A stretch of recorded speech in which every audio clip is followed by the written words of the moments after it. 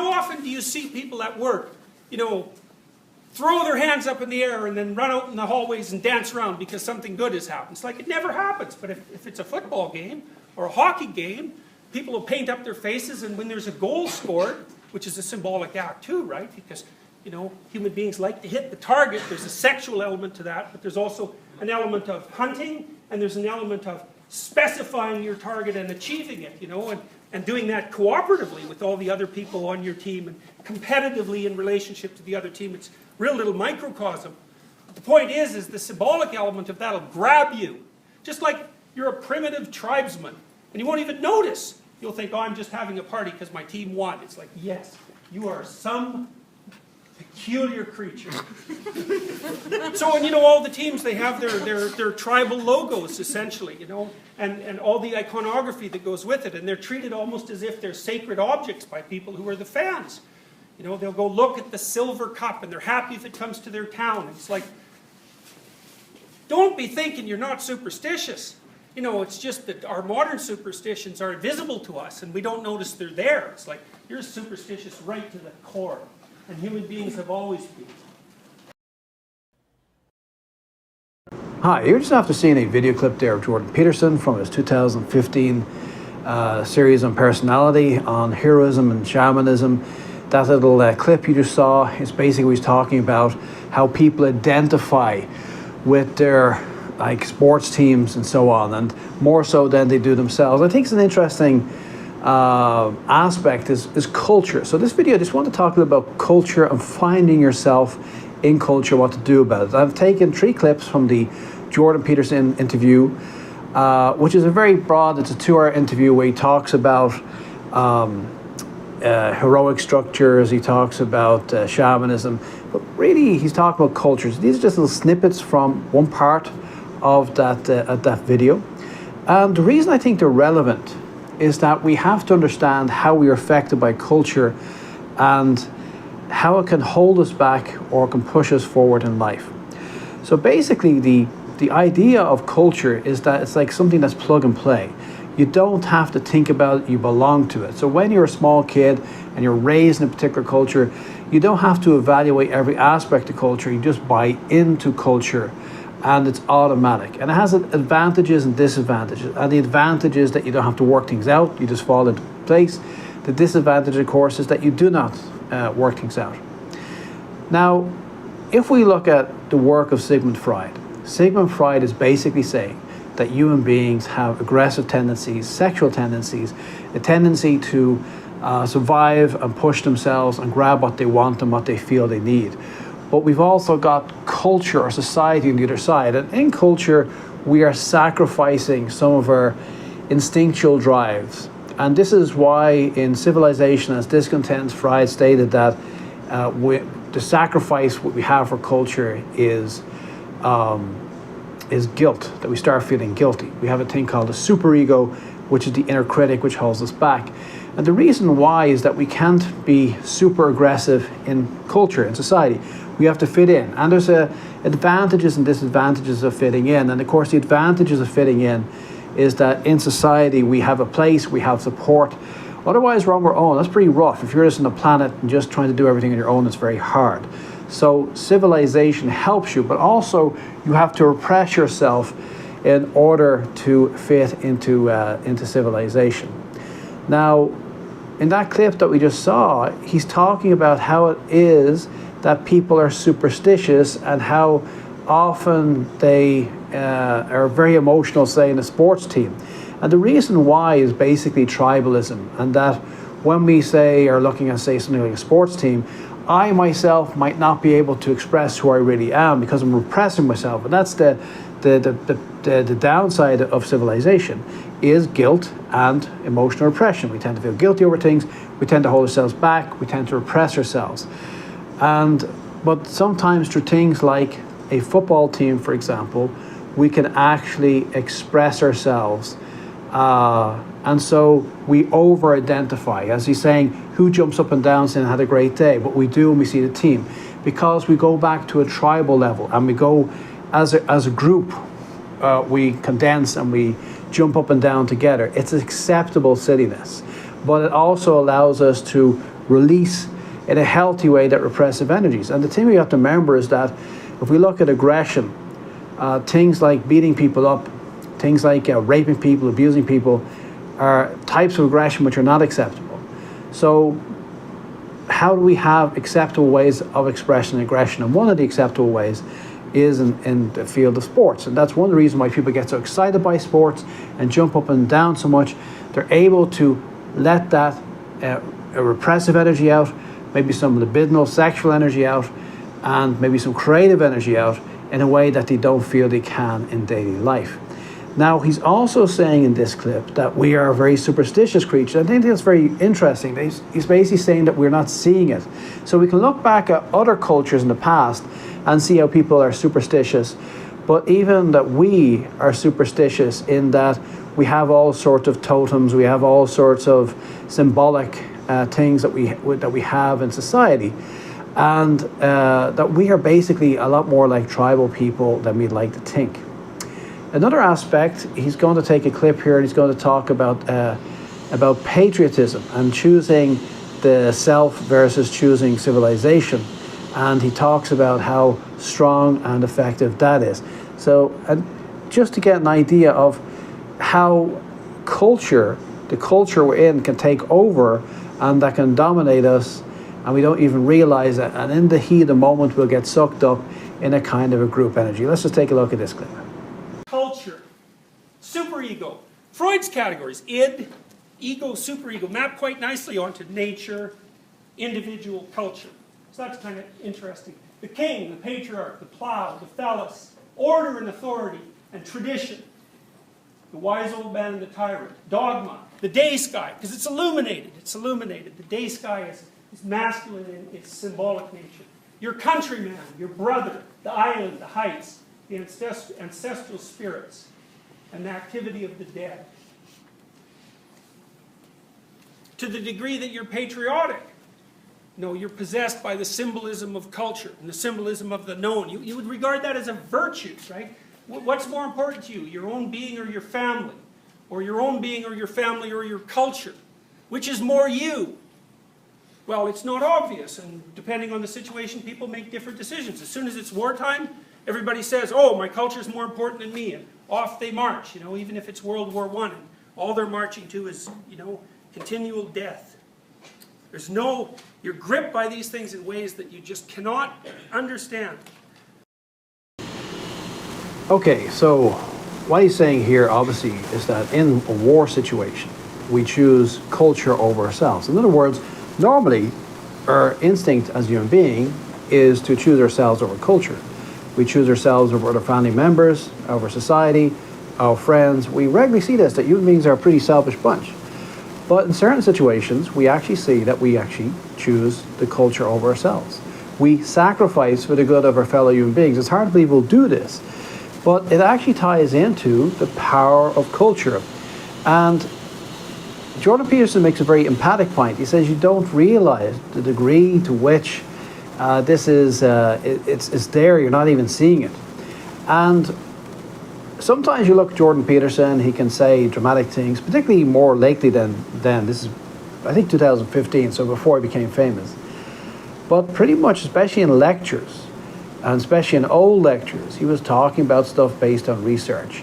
And in research, especially if we look at psychological research and we look at the subject of anthropological research, which is study of human beings and culture, you'll actually see that culture is all over the place and that we are immersed in culture. And what that basically means is that we can't really get out of culture and find ourselves. And probably one of the biggest challenges we have as human beings is to find our way forward rather than fitting in with culture. As I said earlier, it can be useful to fit in with culture. It gives us a handy way in, but doesn't give us a handy way out. Let's take a look at one other clip I want to take from this, where he talks about Peter Pan and Captain Hook. Captain Hook, he's a great representation of the negative element of culture. So Hook, why does he have a hook? Why does Captain Hook have a hook? A crocodile bit it off, right? And what does a crocodile have in its stomach? And what does that mean? Time. So what's bit old Captain Hook's hand off? Time. It's chasing him around. It's going to take him under. It's already got a taste of him. And so he's terrified of that. So he's an adult male, right? He's terrified of that. He's a tyrant. He's already lost a hand to time. Now that damn crocodile, that's that horrible serpentine thing that lives underneath the depths. First chance it gets, it's going to take the rest of it. He's terrified about that. It makes him into a tyrant. Peter Pan looks at him. He's the only adult male around. Fundamentally, he thinks, there's no damn way I'm going to be a tyrant who's chased by the crocodile of time. I'm going to stay a little boy forever. That doesn't work so well, right? Because all he gets is Tinkerbell, who doesn't even exist. And he has to let Wendy go off and be real. You know, it's an eternal story of not growing up in the face of tyranny. And it's a story that won't go away either. And it's a story that people act out like you wouldn't believe. So, what he's basically talking about here is this kind of Peter Pan principle of some men who don't want to grow up. And particularly if you look around and they see he's giving the example, the symbolic example of Captain Hook, who is being bitten by time, and he's a tyrant in an effort to try and stave off time, and he doesn't want to become like him. And that people are often not facing up to the issues in their lives, and that they are in a kind of denial, and they're not facing up and maturing and dealing with situations. And ultimately, we can be in a situation and not face up to it, but doesn't mean the situation is not there. The situation is still there, even though we're not facing up to it. So we're actually better facing up to situations, but many people on different levels, a person can be mature on one level, but on another level, they can find that in certain aspects of their life they're not mature. Like many people are very good at work life, but they're not good at relationships. Some people are good at relationships, but not good at work life. Some people are good on their own, but not good with other people. Some people are good with other people and not on their own, and so on and so forth. And some people are fairly successful in most of these areas. Some people are fairly unsuccessful in all of these areas. It varies. But whatever way you look at it, is that we have to deal with different aspects of life, and we're not necessarily up to speed without to deal with it. And that it can be tempting when you're faced with something which is too painful to turn away from it. Now, in this lecture, he has a 2-hour lecture. The reason why I make these videos about Jordan Peterson lectures is that if you watch Jordan Peterson for 2 hours, he'll talk about maybe 15 or 16 points.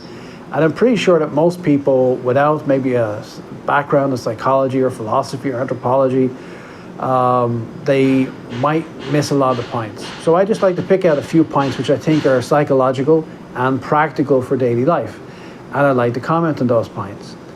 And so what he's really emphasizing here in this particular video outside of this, he talks a lot in this particular lecture about nature, and that nature is that which you can't cope with, cannot see, cannot deal with, and ultimately kills you.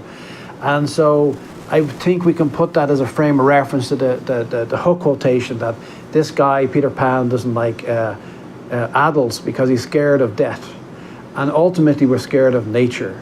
And nature is part of this culturalization that we're dealing with. And if you deal with people like Jacques Lacan, for example, who's a psychoanalyst and a structuralist, he believes very much in things like symbolic representations of what it is to be a human being. And the early Freudian kind of viewpoint was interesting, but it's a little bit like this is here and that's there, and this is here and that's there. And it gets a lot of criticism because a lot of it doesn't stand up in the cold daylight.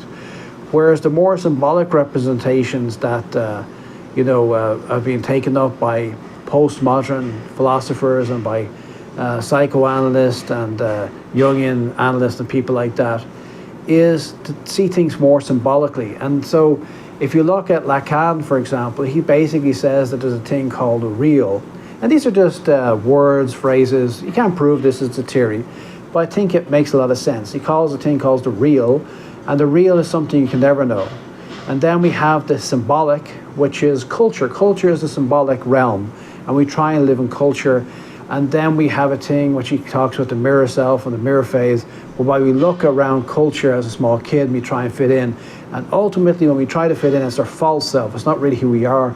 Just like if I look in the mirror, I see an inverse image. When I see myself in a camera, for example, when I videotape myself and see myself, I look different. Why? Because when I look at the mirror, I see a reverse image. When I see a camera image, I see the non-reverse image. And so we spend most of our life looking at a mirror image of ourselves. And if you look at the symbolic representations that really people like Lacan are talking about, people like Jordan Peterson and many others are talking about, is that we are struggling between the reality, which we can't cope with. And because if you think of reality as this, think of the electromagnetic spectrum and all its variabilities, think about the actual physiological realities of a biological being in the physical world, all the things that we see, all the things we don't see, all the things that we perceive, all the things we don't perceive, and that we have a small range of perception as human beings that we fit into, but also our cultural reference points, that thing that sucks us in, those cultural reference points have their limitations, and we are limited. We can't see the reality.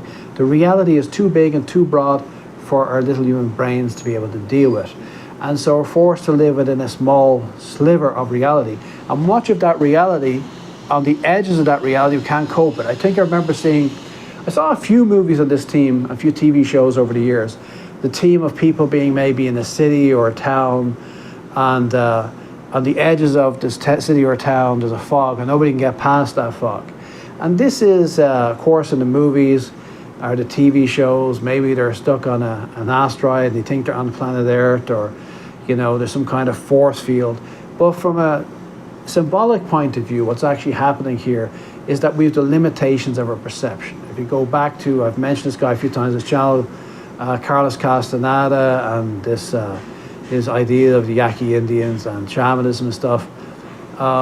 He talks about the tonal and the nagual, and the tonal is everyday life, and the nagual is that which is outside. We can't deal with it. It's too abstract and odd because it's outside our perception. So there's many people have had a go at trying to deal with this, but I think the simplest way of looking is you have actual reality, and nobody can deal with actual reality. And when we get close to actual reality, it kind of goes beyond our ability to cope or deal with. And basically on a daily basis, our mind has to maintain integration of the personality. And so our personality will start to disintegrate when we go too close to something that's beyond our ability as a physical being in this planet to deal with. And when we are on the edges of these things, and if we can't deal with it and we can't integrate it into our experience, we're a bit traumatized, and then we end up like the Peter Pan. We end up in a state of denial, and all of us suffer from this in different aspects of our lives, in that some way or another we're not dealing with that aspect of our life. And you can turn around and think I'm very mature and grow up and all that, but the reality is that for the individual person it can be very difficult to have enough personality integration to deal with certain issues. And if we understand that, we can be more philosophical about it. So in that last clip, he's talking about so many people are like Peter Pan, they're trying to not face up to the issue. And of course, you can't, maintaining being a child forever is not going to work. In other words, being in a state of denial is not going to work. Getting back to the war situation and getting back to the early situation of people expressing themselves, I think the interesting point is that yes, there's a physical reality, but there's also a symbolic order or culture that you're trying to live within. And you don't realize how much it affects you as a person, how much it has formed you as a person going back to your early childhood. And we're living in culture. And culture is molding us in different ways, and we are strongly affected by it. We can't pull ourselves back from culture. We can find ourselves, we can try and say, I am my own man, doing my own thing. But then in culture, we find ourselves being sucked into different movements and groupings and trends, and different things are basically trending at different times. And it's hard to be your own personal culture. I also think an interesting point, probably I'd imagine what reference material had for this, there's a guy called Bruno Bettelheim, which had a book about fairy tales and the importance of fairy tales from a psychological point of view. And this kind of strides psychoanalysis and also Jungian analysis. And if you're not sure what the difference is, psychoanalysis, of course, is Sigmund Freud, things like the superego, Oedipus complex. Jung is more into things called the archetypes, which are symbolic images that we fall into. But also a lot of the psychoanalysts will also believe, maybe not so much in the archetypical way, but again, symbolic structures. And the reason why we might like fairy tales and why we like certain tropes and TV programs and movies and books and so on is that they hit us at a symbolic level. and they hit us at symbolic level because certain things are symbolic and repetitive in culture. And also we see that in mystical systems, like in Jewish mysticism, the Kabbalah, for example, the different structures that keep on, everything based upon those different symbolic structures, and that the universe is kind of mathematical universe. So there is a symbolic order. In that symbolic order, there is culture, and we are embraced by culture. And the challenge we have in human beings, we're kind of in a death cycle with culture.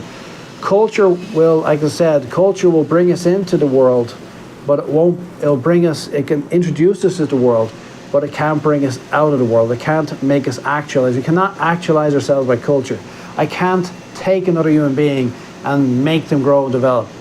Okay, I can take another human being, a small kid, and they can join that culture and watch certain football matches and wear certain national colors and all this and eat certain foods, like certain movies and TV shows. That's culture, but they're not going to become an actualized human being. So culture is like a raincoat or something you put on. It's like plug and play. It's like a frame of reference, and it introduces you to the world that you're in, but it also limits you because it's somewhat generic. It's somewhat generic.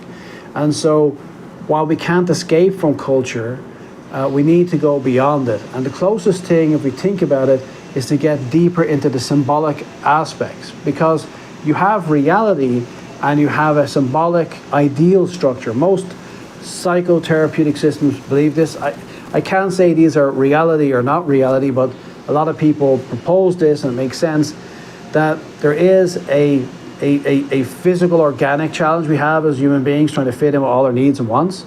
There is an actual objective reality we can't quite deal with. There is a culture that allows us to generically deal with life, but not fully. And so we have to go beyond everyday culture. And culture is a little bit symbolic, but not fully symbolic. To really embrace ourselves, we must embrace the symbolic order. We have to go on an individual path or journey. And that means the closer we get to meeting this symbolic order and becoming one with it, which is not reality, but it's the essence of culture, because you can't understand reality. Reality is too crazy, but there is a symbolic ideal culture, which we're getting back to Platonism, and maybe you think, okay, this guy's wandering all over the place. I can't prove it, but I'm inclined to believe it, that there seems to be maybe not an ideal world or an ideal culture, but there seems to be ideal representations which seem to help people integrate to a very good degree. And the more you can integrate your personality, the more happy and successful you're going to be in life. That's not to take in one bite. I might do another video on this. I'd like to do something on maybe King Arthur. I think that would be a nice follow-up. There was a great movie back in the late 70s, and it's got some great clips. If it's possible to do that, I might try and do that. I don't know if we can do that without being copyright struck and all that, but it's I'm trying to think of the name. It's a great movie, and it's got some very symbolic aspects, but it's something for us to think about. If you really want to actualize yourself as a human being, we need to go beyond the generic. Culture is useful, you can't get away from it, but we need to go more towards the symbolic aspects of life for full happiness.